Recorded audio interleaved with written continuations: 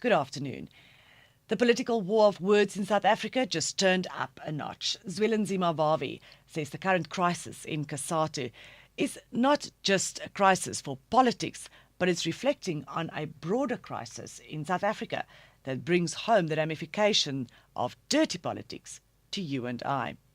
Vavi has lashed back after Cosatu confirmed that he was expelled from the trade union with immediate effect.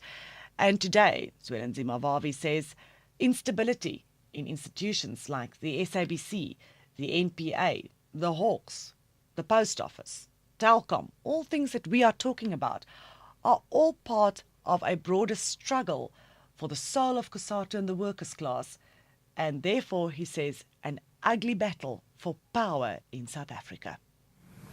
If we don't combat this abuse of power, it will take us irreversibly towards a failed state and a society in which there is no accountability, run by kleptocracy, driven by a particular brand of predatory and parasitic capitalism. With the leaders of 9 of the unions, as well as Cosatu spokesperson Patrick Craven sitting next to him, Vavi says they are not leaving this year and that they will keep on fighting for the workers, as they are the ones who are losing out on the eve of very important wage negotiations that are about to dawn in South Africa. And speaking of dirty politics, take a breather. April Fool is officially something of the past. Yes, I did fall for everything, but I survived some of them. There's one story, though, that every South African journalist fell for.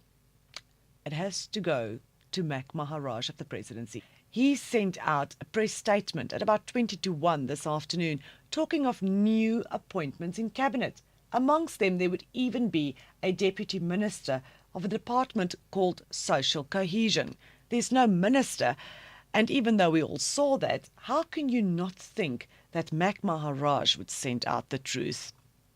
As I'm sitting here, we are still trying to verify from the presidency, though, and make sure that that was an April Fool prank.